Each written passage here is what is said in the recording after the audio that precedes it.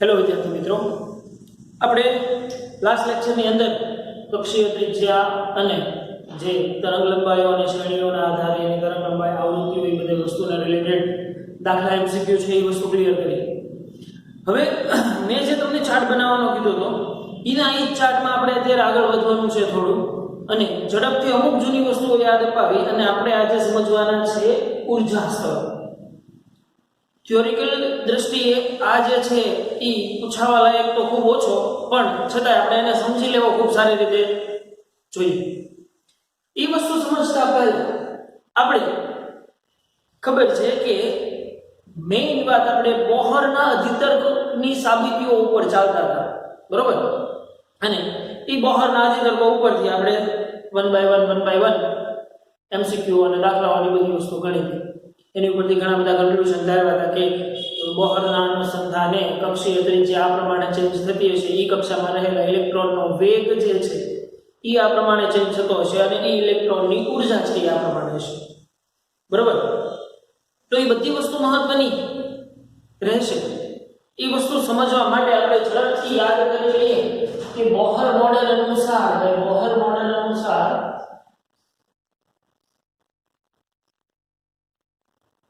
Bohr model મુજબ કક્ષીય ત્રિજ્યા અથવા વેગ સૌથી પહેલા આપણે મેળવ્યો તો કોઈ n ની કક્ષામાં રહેલા ઇલેક્ટ્રોનનો વેગ મેળવ્યો હતો, જે આપણને મળ્યો હતો વેગ v 1/m into e square upon 4π0 h/2π હતું, તો 2π upon h.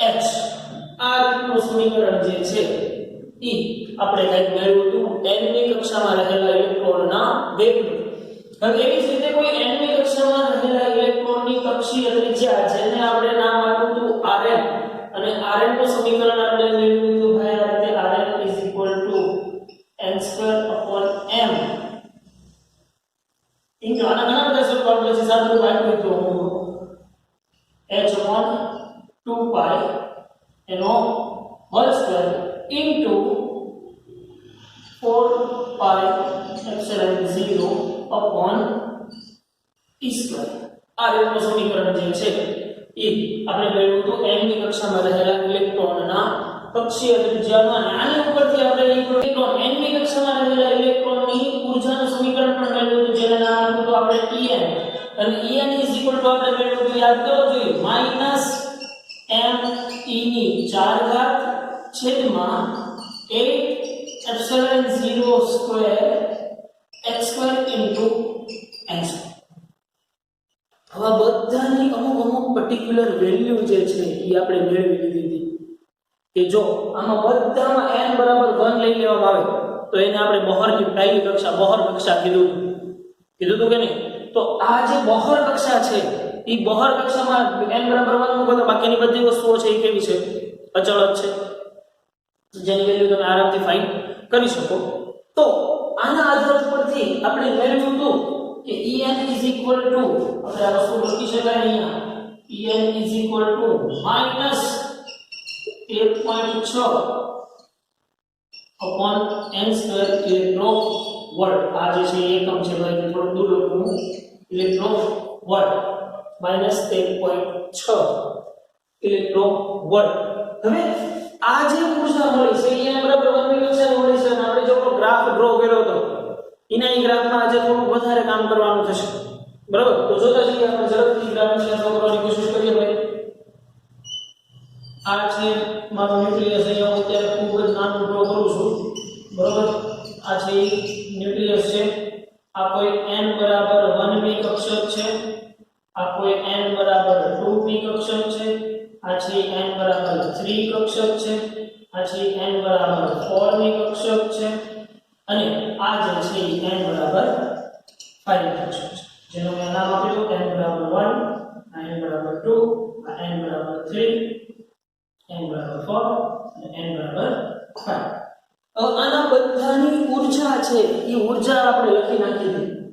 શું લખી હતી આપણે? તો કે સૌથી પહેલાની જે છે એ -13.6, પછી બીજાની છે એ કેટલી હતી? 3.4 સમથિંગ હતી. આ બધી ઇલેક્ટ્રોન વોલ્ટમાં ઊર્જા છે, બરોબર ને? ઓલરેડી વેલ્યુ જે આપણે અગાઉ લખી ચૂક્યા છીએ તો ઈ વેલ્યુ છે એ કેટલી હતી આની -13.6 આની -3.4 હતી આની -1.51 હતી આની -0.81 સમથિંગ કે 85 સમથિંગ હતી અત્યારે લખું છું 81 અને આની હતી -0.5 સમથિંગ હતી તો આ બધી ઊર્જા છે એ કોઈ n બરાબર 1 આના સમીકરણમાં n બરાબર 1 મૂકો તો કેટલી આવશે -13.6 n બરાબર 2 મૂકો તો આને ડિવાઇડ બાય 4 કરો તો તમને -3.4 મળે આને ડિવાઇડ બાય 9 કરો તો 1.51 મળે ડિવાઇડ બાય 16 કરો ડિવાઇડ બાય 25 કરો હવે ટૂંકમાં કહેવાનો મતલબ અહીંયા શું થાય છે કે ભાઈ આ કક્ષામાં જે ઇલેક્ટ્રોન રહેલો છે એ ઇલેક્ટ્રોનની ઊર્જા છે એ -13.6 હશે તો તમને ખબર છે કે જેમ n વધે છે એમ ઊર્જા ઋણમાં ઘટે છે એટલે આ વસ્તુ માહિતી છે ને હું તમને ત્યારે પણ વાત કરી દીધું કે n વધે એમ En છે ઈ ઋણમાં ઘટે અને ધનમાં વધે એમ કહેવાય છે કે નહીં જેમ n વધે છે એમ આ ઇલેક્ટ્રોનની કક્ષીય ત્રિજ્યા તો સ્વાભાવિક છે કે જો કક્ષીય ત્રિજ્યા તો n² ના સમપ્રમાણમાં છે એટલે કક્ષીય ત્રિજ્યા તો વધતી જ જાય છે પણ ઊર્જા છે ઋણમાં ઘટે છે અને ધનમાં વધે છે એમ કહેવામાં આવશે તો હાઇડ્રોજન માટે n બરાબર 1 ની કક્ષા છે ને હાઇડ્રોજન માટે ના તો હાઇડ્રોજન પાસે તો n બરાબર 1 ની કક્ષા અવેલેબલ છે એમ માનીએ આપણે તો n બરાબર 1 ની કક્ષા જે છે ને ઈ n બરાબર 1 ની કક્ષાને કહેવામાં આવશે ધરા અવસ્થા હવે ધરા અવસ્થા છે ને એની અંદર ઇલેક્ટ્રોન પાસે સાવ લઘુત્તમ ઊર્જા છે લઘુત્તમ ઊર્જા હોય મતલબ શું તો તમને એમ લાગે છે અહીંયા તો 13.6 છે પણ એ ઋણમાં મહત્તમ પરંતુ ધનમાં કેવી લઘુત્તમ ઊર્જા છે એટલા માટે ઈ લઘુત્તમ ઊર્જા ધરાવતી કક્ષાને ઈ ઊર્જાનું ધરા અવસ્થા કહેવામાં આવે છે હવે કેમ કે ઇલેક્ટ્રોન છે ઈ જ્યારે એક કક્ષાથી બીજી કક્ષામાં સંક્રાંતિ કરે છે એ દરમિયાન જ ઊર્જાનો ફેરફાર થાય છે એટલા માટે આ જે કક્ષાઓ છે ને એને ઊર્જા સ્તરો કહી દીધા શું કહી દીધા ઊર્જા સ્તરો અને ઈ ઊર્જા સ્તરોને જો તમારે દર્શાવવા હોય તો ગ્રાફિકલી આ રીતે દર્શાવી શકાય કે આ n બરાબર 1 મી કક્ષક આ n બરાબર 2 મી કક્ષક આ n બરાબર 3 મી કક્ષક આ n બરાબર 4 મી કક્ષક તો મેં અહીંયા ગેપ શું કામ રાખ્યો કેમ કે તમને અહીંયા સારી રીતે ખબર છે અહીંયા ઊર્જા કેટલી છે -13.6 ઇલેક્ટ્રોવોલ્ટ છે અહીંયા ઊર્જા કેટલી છે 3.4 ઇલેક્ટ્રોવોલ્ટ છે માઈનસ બરોબર અહીંયા કેટલી છે તો કે -1.51 ઇલેક્ટ્રોવોલ્ટ છે તો અહીંયા જો n બરાબર 1 અને n બરાબર 2 વચ્ચે ઊર્જાનો ખૂબ મોટો ગેપ છે એટલા માટે એ ગેપ દર્શાવવા માટે મેં આ બે વચ્ચે ગેપ વધારે લખેલો છે હવે તમે જેમ જતા જશો દૂર એમ એ ઊર્જા સ્તરો વચ્ચેનો ગેપ છે એ શું થતો જશે ઓછો થતો જશે બે ક્રમિક ઊર્જા સ્તરો વચ્ચેનો ગેપ છે એ શું થતો જશે ઓછો થતો જશે કારણ કે તમે આમાં જેમ n ની વેલ્યુ વધારતા જશો એમ જે લઘુત્તમ વેલ્યુ છે મતલબ ધનમાં જે વધે છે એનો ગેપ છે એ કેવો થતો જશે ઓછો થતો જશે અને જો કોઈ ઇલેક્ટ્રોનને મારે n બરાબર n માંથી n બરાબર ઇન્ફિનિટ માં મોકલવો હોય તો જે તે કક્ષામાં ઇલેક્ટ્રોન છે એ કક્ષા પૂરતી ઊર્જા એને આપવી પડશે જેને આપણે એની બંધન ઊર્જા કહેતા હતા ફોર એક્ઝામ્પલ અત્યારે n બરાબર 1 ની કક્ષામાં કોઈ એવો ઇલેક્ટ્રોન રહેલો છે ભાઈ આ ઇલેક્ટ્રોનને મારે અનંતની કક્ષામાં મોકલવો છે અનંતની કક્ષામાં મોકલવો છે એનો મતલબ શું થશે કે જો આ ઇલેક્ટ્રોનને -13.6 ઇલેક્ટ્રોવોલ્ટ ઊર્જા આપશો તો એ ઇલેક્ટ્રોન છે એ આનાથી ઘણો બધો દૂર મતલબ કોઈ કક્ષામાં નહીં એની બદલે ઘણો બધો દૂર મતલબ એ ઇલેક્ટ્રોન મુક્ત ઇલેક્ટ્રોન કહેવામાં આવશે અને ઈ ઊર્જાને એની આયનીકરણ ઊર્જા કહેવામાં આવશે n બરાબર n માંથી n બરાબર ઇન્ફિનિટ માં ઇલેક્ટ્રોન મોકલવા માટે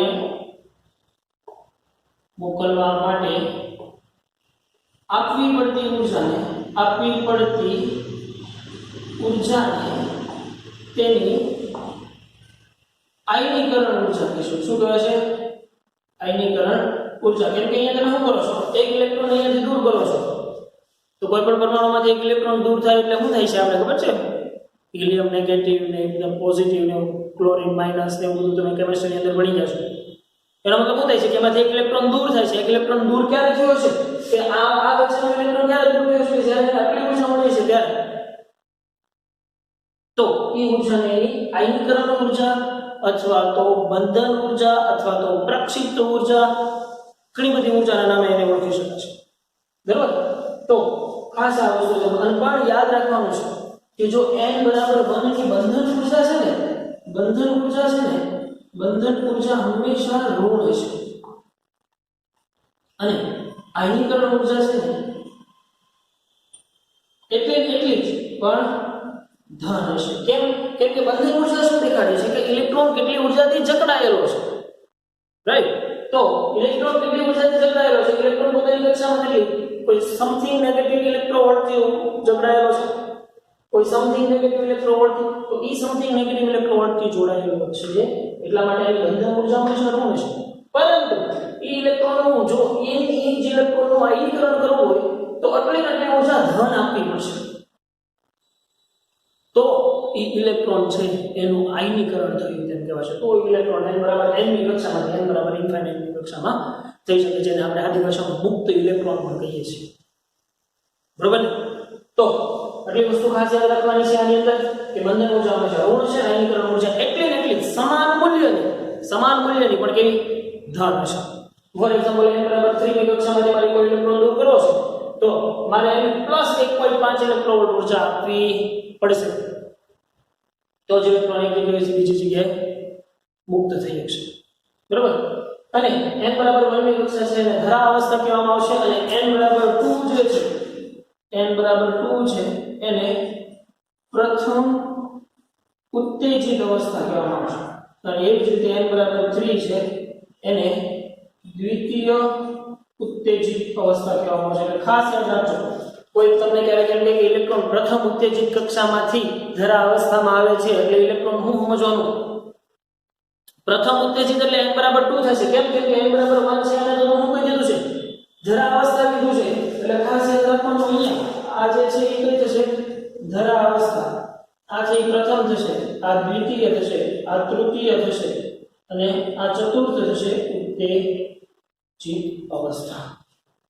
ધરા અવસ્થા, પ્રથમ ઉત્તેજિત, દ્વિતીય ઉત્તેજિત, તૃતીય ઉત્તેજિત અને આ ચતુર્થ ઉત્તેજિત અવસ્થા. કેમ કે તમે જો પ્રથમ ઉત્તેજિતનો મતલબ n બરાબર 1 ક્યારેય સમજવો નહીં.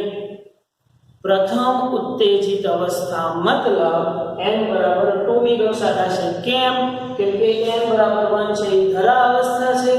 ધરા અવસ્થા જે લઘુત્તમ ઉર્જા ધરાવે છે, લઘુત્તમ ધન ઉર્જા એમ કહે અને મહત્તમ ઋણ ઉર્જા. બરાબર? એટલે આ ઋણ ધનનો છે ને એ કન્સેપ્ટ ખાસ મગજમાં બેસાડેલો છે. રાઈટ? તો ખાસ આ વસ્તુ યાદ રાખવાની છે કે વસ્તુ n બરાબર 1 એટલે ધરા અવસ્થા થશે, n બરાબર 2 એટલે પ્રથમ ઉત્તેજિત અને n બરાબર 3 એટલે દ્વિતીય ઉત્તેજિત. બરાબર? આયનીકરણ ઉર્જા એટલે આપણને ખબર પડી કે ઇલેક્ટ્રોન જે કક્ષામાં હોય એ કક્ષામાંથી એને મુક્ત કરવો હોય તો એ જેટલી ઉર્જાથી જકડાયેલો છે એટલી ને એટલી ધન ઉર્જા એને આપો તો એ ઉર્જાને એની આયનીકરણ ઉર્જા કહેવામાં આવે છે. ક્લિયર ભાઈ? સમજાઈ ગયું? હોય તો વધી એની થિયરી વાંચી અને પછી એના રિલેટેડ અમુક દાખલાઓ છે એની ગણતરી કરશું આપણે. તો જોઈએ ઉર્જા સ્તરો. જ્યારે ઇલેક્ટ્રોન ન્યુક્લિયસની સૌથી નજીક એટલે કે n બરાબર 1 માં હોય તેવી કક્ષામાં ભ્રમણ કરતો હોય ત્યારે પરમાણુની ઉર્જા લઘુત્તમ એટલે મહત્તમ ઋણ મૂલ્ય હોય છે. n બરાબર 1 ની કક્ષામાં છે ત્યારે લઘુત્તમ અથવા તો મહત્તમ ઋણ મૂલ્યમાં છે તેમ કહેવાય છે. n બરાબર 2 3 માટે ઉર્જાના નિરપેક્ષ મૂલ્ય નાનું હોય છે.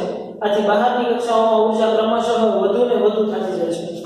બહારની ઉર્જામાં ઉર્જા છે ક્રમશઃ વધુ ને વધુ ધનમાં વધુ, બરાબર, પણ ઋણમાં ઓછી થતી જાય છે એમ કહી શકાય છે. પરમાણુની નિમ્ન અવસ્થાને ધરા અવસ્થા કહેવામાં આવે છે. તો n બરાબર 1 લો અવસ્થા. તેમાં ઉર્જા લઘુત્તમ હોય છે તેમજ ઇલેક્ટ્રોન સૌથી નાની ત્રિજ્યાની કક્ષામાં ભ્રમણ કરતો હોય છે. કેમ કે r proportional to n square છે. n બરાબર 1 નું એટલે સૌથી નાની કક્ષીય ત્રિજ્યા n બરાબર 1 ની થઈ કહેવાય, ઓબ્વિયસ વાત છે. એટલું સમજી શકાય એવું છે. આ અવસ્થામાં n બરાબર 1 માં ઊર્જા E1 -13.6 ઇલેક્ટ્રોવોલ્ટ છે. આથી હાઇડ્રોજન પરમાણુની ધરા અવસ્થામાંથી ઇલેક્ટ્રોનને મુક્ત કરવા માટેની જરૂરી ઊર્જા 13.6 ઇલેક્ટ્રોવોલ્ટ છે, જેને ઇલેક્ટ્રોન પરમાણુની આયનીકરણ ઊર્જા કહેવામાં આવે છે. આ ઊર્જાને કઈ પરમાણુની આયનીકરણ ઊર્જા કહેવામાં આવે છે. બોહર મોડેલનું આ પૂર્વાનુમાન આયનીકરણ ઊર્જાના પ્રાયોગિક મૂલ્ય સાથે ઉત્તમ સામ્યતા ધરાવે છે.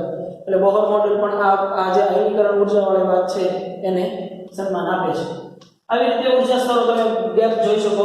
અહીંયા ગેપ સૌથી મોટો, ગેપ ઓછો ઓછો ઓછો ઓછો. એટલે આ એક ગેપ છે ને એ તમને કંઈ પૂછી નથી કે જેમ કક્ષાના ક્રમાંક વધતા જાય છે એમ ઊર્જા ગેપ છે ને એ નાનો થતો જાય છે.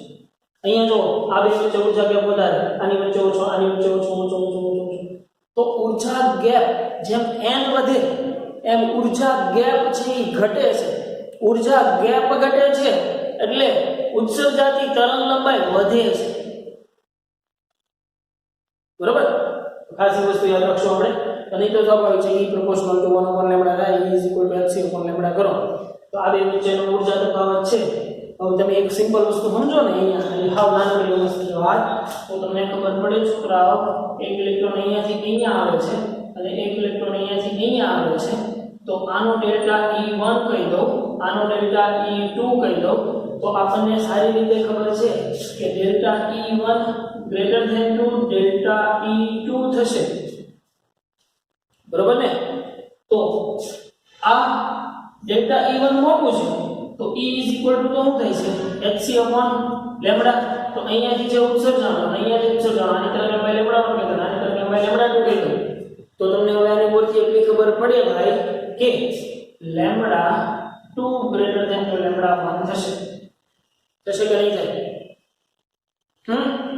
જુઓ અહીંયા ઊર્જા ગેપ મોટો છે, તરંગ લંબાઈ નાની થશે કેમ કે E ડેલ્ટા E આ બેના ઊર્જા સ્તરો વચ્ચેનો ઊર્જાનો તફાવતથી તે 3.4 ઇલેક્ટ્રોવોલ્ટ છે. તો એને અમુક ઊર્જા ગુમાવવી પડશે તો જ 13.6 ઇલેક્ટ્રોવોલ્ટ ઊર્જા પ્રાપ્ત કરશે, તો જ પહેલી કક્ષામાં એક્ઝિસ્ટ કરી શકશે. તો ત્યારે જે ફોટોન ઉત્સર્જાય છે એ ફોટોનની તરંગ લંબાઈ લેમ્બડા 1 હોય અને જ્યારે 3 માંથી 2 માં આવે છે ત્યારે જે ઉત્સર્જાય છે એ લેમ્બડા 2 હોય.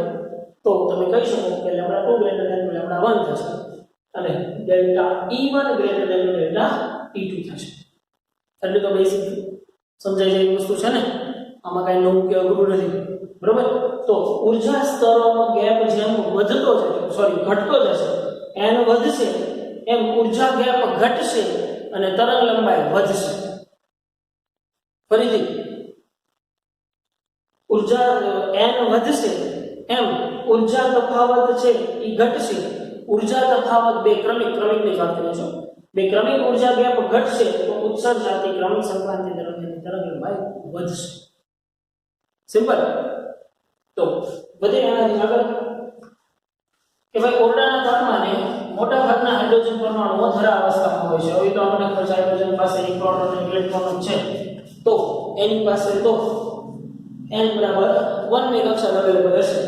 જ્યારે હાઇડ્રોજન પરમાણુ કોઈ ઇલેક્ટ્રોન સંઘાત જેવી પ્રક્રિયાથી ઊર્જા પ્રાપ્ત કરે છે ત્યારે પરમાણુ ઇલેક્ટ્રોનને ઉચ્ચ અવસ્થાને પાર લઈ જવા માટે શક્તિમાન બને છે. આ સ્થિતિમાં પરમાણુ ઉત્તેજિત અવસ્થામાં હોવાનું કહેવાય છે. મતલબ કે હાઇડ્રોજન જેવો પરમાણુ કે જે n બરાબર 1 મતલબ ધરા અવસ્થામાં છે, એને કોઈ પણ સ્વરૂપે સંઘાત દરમિયાન, અથડામણ દરમિયાન કે કોઈ ફોટોન સ્વરૂપે ગમે એ રીતે ઊર્જા ન મળે અને એ ઇલેક્ટ્રોન પોતાની કક્ષામાંથી છટકીને બહાર જવા માંગે, મતલબ હવે એ ઇલેક્ટ્રોન પાસે અહીંયા હતી એના કરતાં ઊર્જા વધુ આવી ગઈ છે, મતલબ ગુણમાં ઓછી, ધનમાં વધુ આવી ગઈ છે, તો એ ઇલેક્ટ્રોન શું કરે, હું કેવો છે એમ કહેવાય છે, ઉત્તેજિત છે એમ કહેવાય છે. હોય ને ફાંકોડી કે જે ખાલી 5 પૈસા હાથમાં આવે એટલે ગાંડા થઈ જાય, બરોબર, ઉત્તેજિત થઈ જાય. એટલે એની જેમ અહીંયા ઇલેક્ટ્રોન છે એ વિચારો પડ્યો હતો પણ નહીં, ક્યાંકથી લોટરી લાગીને ઊર્જા મળી, લોટરી લાગીને ઊર્જા મળી તો હવે એ ઇલેક્ટ્રોન છે એ કેવો કહેવાય, ફૂલણીયો ઇલેક્ટ્રોન કહેવાય, ઉત્તેજિત ઇલેક્ટ્રોન કહેવાય. તો હવે પછીની જે સંક્રાંતિ કરશે ને એ બધી કક્ષાઓને ઉત્તેજિત અવસ્થા કહેવાશે. કેમ કે ફૂલણીયા હમાણેલા હશે આમાં બધા, મતલબ બેસિકલી આની કરતા ઊર્જા વધુ ધરાવતા ઇલેક્ટ્રોન છે અહીંયા હશે, બરોબર ને? તો આ સ્થિતિમાં પરમાણુ ઉત્તેજિત અવસ્થામાં હોવાનું કહેવાય.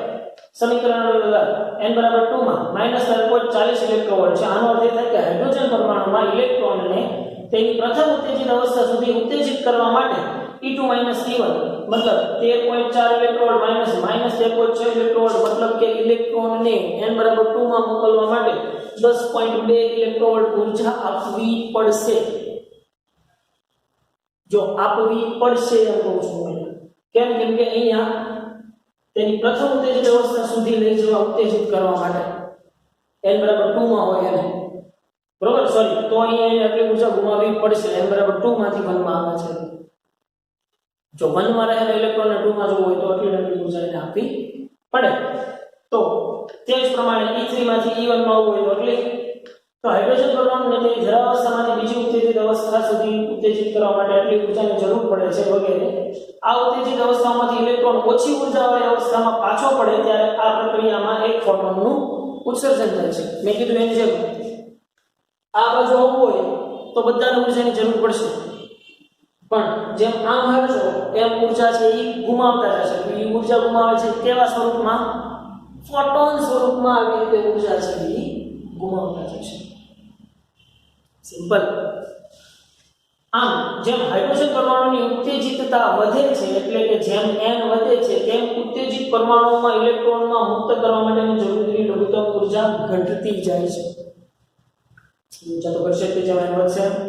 આમ સમીકરણ 12.19 પરથી હાઇડ્રોજન પરમાણુની સ્થાયી અવસ્થાઓની ઊર્જા સ્તરો આકૃતિમાં દર્શાવેલા છે. મુખ્ય ક્વોન્ટમાંક n ઊર્જા ધરાવતા ચડતા ક્રમમાં સ્થાયી અવસ્થાઓને દર્શાવે છે. મતલબ E ઊર્જાના ઊર્જા સ્તરો છે એ સ્થાયી છે. E સ્તરની અંદર ઊર્જામાં કોઈ ફેરફાર થતો નથી. આ આકૃતિમાં ઉચ્ચ ઊર્જા અવસ્થા સમીકરણ n બરાબર ઇન્ફિનિટ ને અનુરૂપ તેની ઊર્જા 0 ઇલેક્ટ્રોવોલ્ટ મેળવવામાં આવે છે. કેમ કે મુક્ત ઇલેક્ટ્રોન્સ છે એ 0 ઊર્જા ધરાવતો હોય તો તમે સમજો ને અહીંયા રહેલા ઇલેક્ટ્રોનને તો -13.6 છે હજી 13.6 આપી દો +13.6 આપી દો ઊર્જા તો એ શું થઈ જશે? મુક્ત થઈ જશે. મતલબ હવે ઇલેક્ટ્રોન પાસે ઊર્જા કેવી વધશે? 0 વધશે. અને પરમાણુની આટલી ઊર્જા જ્યારે ઇલેક્ટ્રોન ન્યુક્લિયસમાંથી સંપૂર્ણપણે દૂર થાય અને સ્થિર હોય છે ત્યારે હોય છે આમ ત્યારે કક્ષીય ત્રિજ્યા ઇન્ફાઇનાઇટ ગણાય ને ભાઈ. કેમ? કેમ કે અહીંયા તમે જુઓ n બરાબર તમે ઇન્ફાઇનાઇટ મૂક્યું છે તો કક્ષીય ત્રિજ્યા છે કેવી આવવાની છે? ઇન્ફાઇનાઇટ જ આવવાની છે.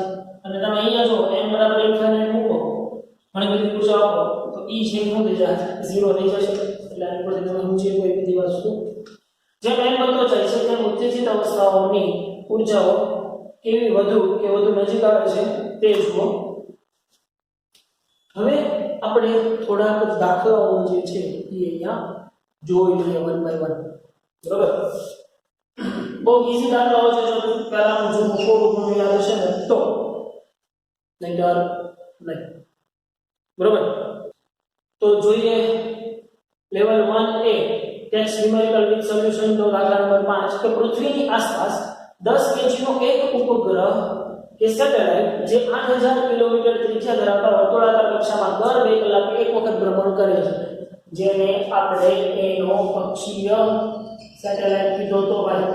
આ મારી પૃથ્વી છે અને આ એક સેટેલાઇટ છે જે એની ફરતે કેટલી કક્ષીય ત્રિજ્યા કેટલી છે? 8000 કિલોમીટર. અને એનો વજન કેટલો છે ભાઈ? 10 કિલોનો છે. અને દર 2 કલાકે એક પરિભ્રમણ પૂરું કરે છે. મતલબ કે એનો આવર્તકાળ જે છે ને E 2 મીટર પર સેકન્ડ છે. સોરી આવર્તકાળ છે ને એ 2 કલાક 2 આવર એક પરિભ્રમણ. સોરી 2 પરિભ્રમણ કીધું છે ને એટલે દર 2 કલાકે એક પરિભ્રમણ પૂરું કરે છે. એટલે 2 hours પર પરિભ્રમણ. બરોબર? અથવા તો પર રોટેશન 2 hours લે છે. તો બોહરનો કોણીય વેગમાનનો અધિકાર હાઇડ્રોજન પરમાણુના ઇલેક્ટ્રોનની જેમ જ ઉપગ્રહને લાગુ પડે છે તેમ ધારી તો ઉપગ્રહની કક્ષાનો ક્વોન્ટમાંક શોધો. ક્વોન્ટમાંક શોધવા માટે બોહરે શું કીધું હતું ભાઈ? કે ભાઈ બોહરે એમ કીધું હતું કે એવી જ કક્ષામાં એ ગતિ કરી શકે કે જેનું કોણીય વેગમાન છે એ h/2π ના પૂર્ણ ગુણાંકમાં હોય કે નહીં? તો આ મારે n ફાઇન્ડ કરવાનો છે એનો ક્વોન્ટમાંક. આની પહેલા આપણે પૃથ્વીનો ક્વોન્ટમાંક મેળવી ગયા એક દાખલામાં. યાદ છે કે નહીં? તો m ઇઝ ઇક્વલ ટુ આપણને ખબર છે શું થશે? mvr થશે is equal to nh upon 2 pi. હવે જો m તો તમને આપી દીધેલું છે, v કેટલો થશે? તો કે 2 pi r upon t થશે. થશે કે નહીં? એનો વેગ કેટલો થશે?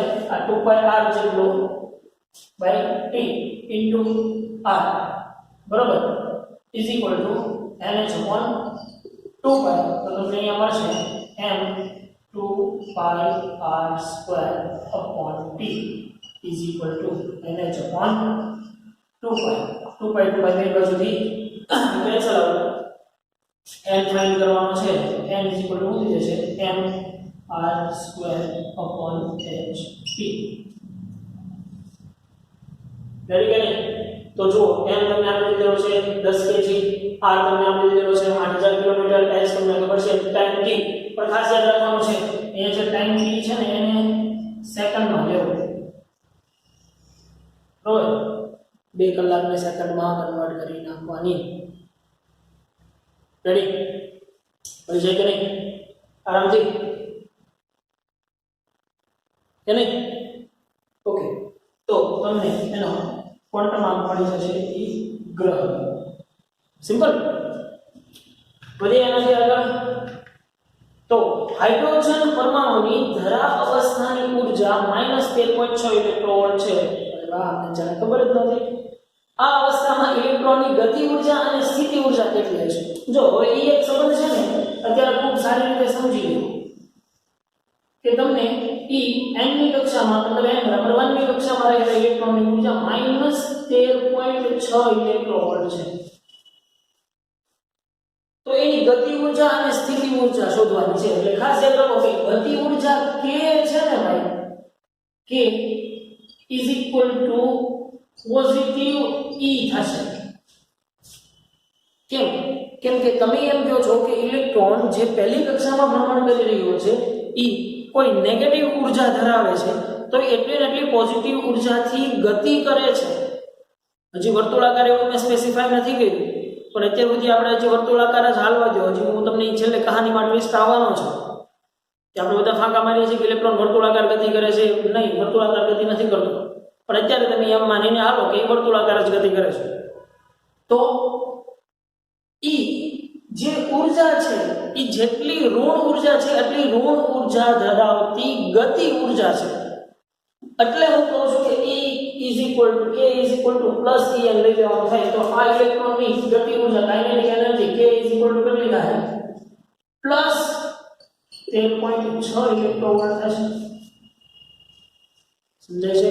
એટલે ખાસ યાદ રાખવાનું, જે તે કક્ષામાં ઇલેક્ટ્રોનની ગતિ ઊર્જા છે ને હંમેશા ધન આવશે. અને એની સ્થિતિ ઊર્જા કે છે, તો ગતિ ઊર્જા મળી ગઈ છે તો આપણને ખબર છે u is equal to -2k થાય. થાય કે નહીં? યાદ આવે છે? u is equal to -2k થશે.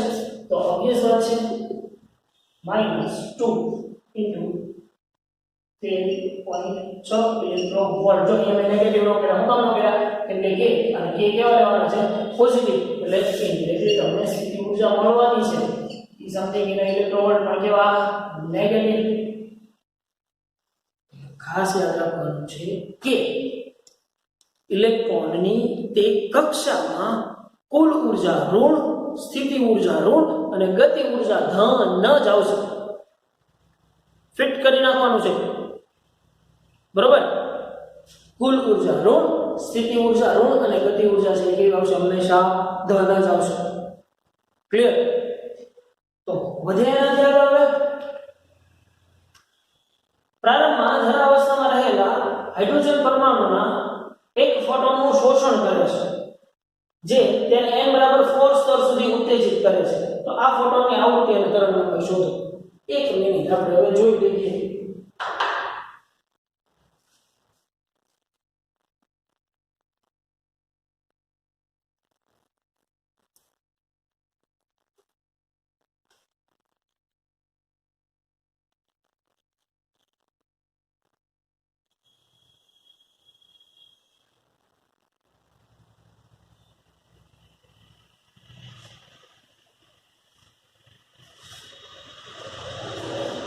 તો તમને હાઇડ્રોજન પરમાણુના એક ઇલેક્ટ્રોન ફોટોનનું શોષણ કરે છે. હવે ધરા અવસ્થા મતલબ n બરાબર 1. તો n બરાબર 1 માં એની કક્ષાને મૂકેલું એની ઊર્જાને મૂકેલું E1 ઇઝ ઇક્વલ ટુ થશે કેટલી -1.6 ઇલેક્ટ્રોન વોલ્ટ. તો એક ફોટોનનું શોષણ કરે છે, મતલબ અહીંયા રહેલો આ ઇલેક્ટ્રોન છે ને એ કંઈક અમુક ઊર્જાના ફોટોનનું શું કરે છે, શોષણ કરે છે. અને એ જે ફોટોનનું શોષણ કરે એ ફોટોનની ઊર્જા કેટલી છે એ આપણને ખબર નથી. તો એમ કહે છે કે એ ફોટોનનું શોષણ કરી અને એ n બરાબર 4 સુધી ઉત્તેજિત થાય છે. મતલબ કે હવે ઇલેક્ટ્રોન n બરાબર 1 માંથી n બરાબર 4 માં સંક્રાંતિ કરશે. તો પહેલા તો E4 ગોતવી પડશે. તો કે E4 ઇઝ ઇક્વલ ટુ આપણને ખબર છે 1.6 ભાગ્યા n સ્ક્વેર થાય. તો E4 કેટલી થશે? તો કે ભાઈ E4 ઇઝ ઇક્વલ ટુ થશે -0.81 ઇલેક્ટ્રોન વોલ્ટ. તો હવે તમને શું કહે છે જો કે તો આ ફોટોનની આવૃત્તિ અને તરંગલંબાઈ શોધો. કયો ફોટોન કે જે ફોટોનનું આ ઇલેક્ટ્રોને શોષણ કર્યું છે એ ફોટોનની તરંગલંબાઈ અને આવૃત્તિ શોધો. જો અહીંયા જરૂર પડી ને ભાઈ 1 માંથી 4 માં જવા માટે એને ફોટોનનું શોષણ કરવું પડે. એની બદલે જો 4 માંથી 1 માં આવતો તો ફોટોનનું ઉત્સર્જન કરે છે. એટલે ખાસ તમારે આ સિક્વન્સ યાદ રાખવું હોય ને તો તમે આની અંદર આવી રીતના લેવામાં આવી અને 1 માંથી બહાર તરફ જવા માટે ઊર્જાનું શોષણ કરશે અને એનાથી ઉલટું જો આમ આવું હોય ને તો ઊર્જાનું ઉત્સર્જન કરશે. આ વાત કે છે એ ખાસ કરીને યાદ રાખી લો એટલે આપણને ખબર પડી જાય. એટલે આમ આવવું છે એમ એને ઊર્જાનું શોષણ કરવું પડશે અને જો આમ જવું છે તો ઊર્જાનું એવું કરશે ઉત્સર્જન કરશે. ક્લિયર? તો હવે કેટલા ફોટોન લગાવેલી શક્તિ સ્તરના ગેપ જેટલો કે શક્તિનો તફાવત કેટલો છે? તો શક્તિનો તફાવત ઇઝ ઇક્વલ ટુ થઈ જશે તમારી પાસે E4 E1 જેટલો. બરાબર? તો તમને અહીંયા એક ઊર્જા તફાવત મળશે એના ઇલેક્ટ્રોન વોલ્ટ. બરાબર? બે વચ્ચેનો ઊર્જા તફાવત છે એ તમને મળી જશે આરામથી. તો એ ઉત્સર્જિત ફોટોનની આવૃત્તિ અને તરંગલંબાઈ લેશે તો ઊર્જા તફાવત તો મળી ગયો છે ભાઈ. તો પહેલા તો એ ઊર્જા તફાવતને તમે જૂલમાં કન્વર્ટ કરી નાખશો ખાસ. શું કરશો? ગુણ્યા 1.6 ગુણ્યા 10 ની -19. તો તમારો જવાબ મળી ગયો તમને જૂલમાં. હવે શું કરશો? તો E hc hf પર નાખો એની બદલે f મેળવી લો અને પછી E hc લેમ્બડા કરો એમાંથી લેમ્બડા મેળવી લો.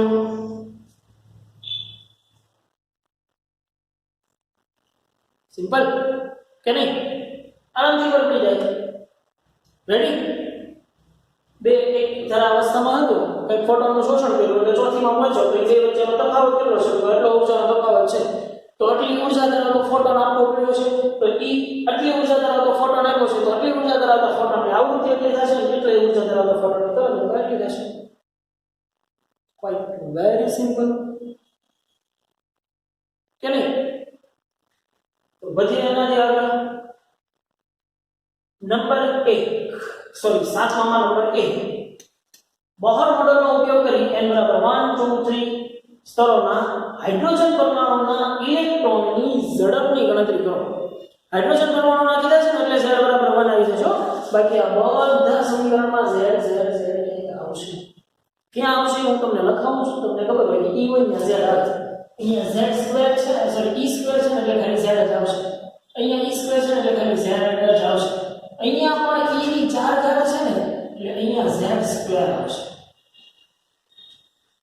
આપણે હાઇડ્રોજન માટે વાત કરતા હતા એટલે પરમાણુ ક્રમાંક ગણ્યો નહોતો કેમ કે ત્યાં હાઇડ્રોજન માટે n બરાબર આપણે 1 લઈ શકીએ છીએ એટલા માટે. પણ હવે તમને અહીંયા હાઇડ્રોજન જ પૂછ્યો છે પણ ઝડપ પૂછી છે. જોવો જોઈએ શું છે ઝડપ? તો કે Vn = 1/n z square by 4 pi epsilon 0 2 pi into h.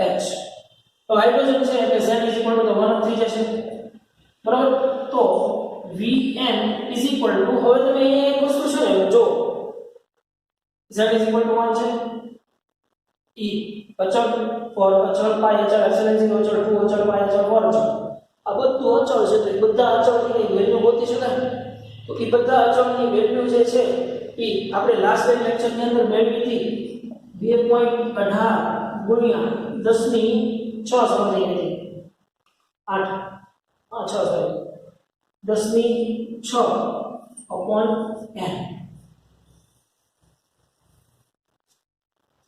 જેમ આપણે કક્ષીય ત્રિજ્યા મેળવી હતી 5.11 × 10 ની -11 બરોબર એવી જ રીતે આ બધી અચળ વેલ્યુ મૂકી દો તો તમને એની ઊર્જા મળશે વેગ મળશે પણ અહીંયા જો n = 1 મૂકો તો કેટલો વેગ n = 2 મૂકો તો ભાગ્યા 2 કરો n = 3 મૂકો તો જો તમને 1 2 અને 3 ની કીધી છે તો આના સમીકરણમાં એક વખત n = 1 લો એક વખત n = 2 લો અને એક વખત n = 3 લો તમને રિયલ મળી જશે અને બીજું શું કહે છે કે દરેક સ્તર માટે કક્ષીય આવર્તકાળ શોધો કક્ષીય આવર્તકાળ t થશે તો કક્ષીય આવર્તકાળ t માટે તમને ખબર હોવી જોઈએ કે v = શું થાય 2 pi r/t થશે તો t = શું થયું 2 pi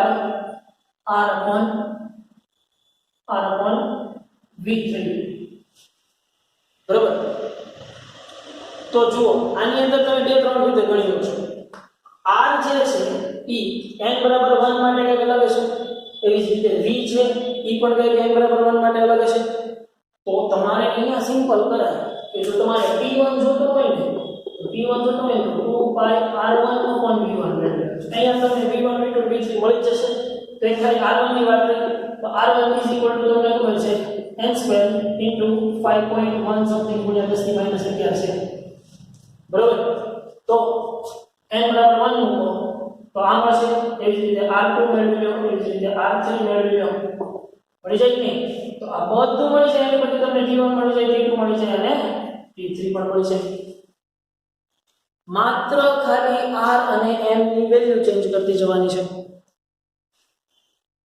મળી જાય કરી આવર્તકાળ કીધો છે એક પરિભ્રમણ પૂરું થવા માટે લાગતો સમય એટલે 2 pi r/t થશે r1 લો તો v1 લો r2 લો તો v2 લો મુકતા જાઓ v1 v2 v3 તો અહીંયા મળી જશે કે r1 r2 r3 મેળવી લો એની પછી t1 t2 અને t3 મેળવી લો સિમ્પલ કે નહીં તો આવું તો હાવ સાદું ગણિત છે તમે ગણી શકો આરામથી કે નહીં વેરી સિમ્પલ એની પછી આગળ વધીએ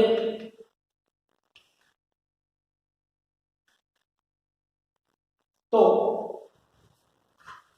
હાઇડ્રોજન પરમાણુની પ્રથમ ઉત્તેજિત અવસ્થામાં ઇલેક્ટ્રોનની કુલ ઊર્જા લગભગ -3.4 ઇલેક્ટ્રોવોલ્ટ છે પ્રથમ ઉત્તેજિત અવસ્થા એટલે n = 2 પ્રથમ ઉત્તેજિત અવસ્થા એટલે n = 2 n = 2 માં ઊર્જા એની કેટલી આપી દીધી છે ઊર્જા E2 કહી દો ને પ્રથમ ઉત્તેજિત છે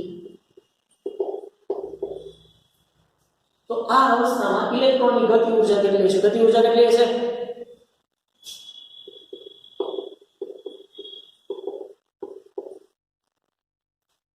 કરી હતી કે નહીં લાસ્ટ ટાઈમ વાત જમણા દાખલામાં ગણી ગયા આપણે એવી જ રીતે સ્થિતિ ઊર્જા કેટલી છે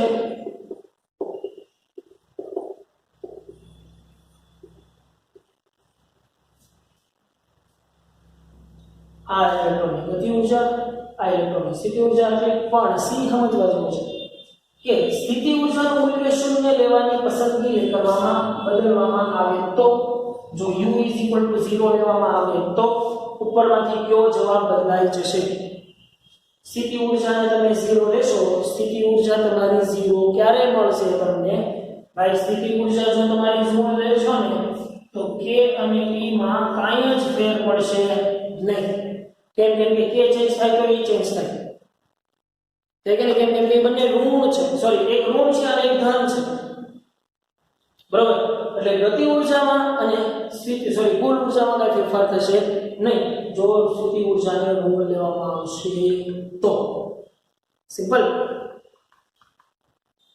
હવે આજના લેક્ચરની અંદર રાખીએ આપણે અહીંયા સુધીનો ભાઈ. આજના જેટલા દાખલાઓ જે છે ઈ અને થિયરી હોમવર્કમાં વન ટાઈમ છે. હોમવર્કમાં થિયરી વન ટાઈમ છે અને જે દાખલાઓ ગણ્યા એ દાખલાઓ વન ટાઈમ છે. ફોર એક્ઝામ્પલ તમને ઝડપથી લખાવી દઉં તો થિયરી તો જે છે ઈ છે આપણી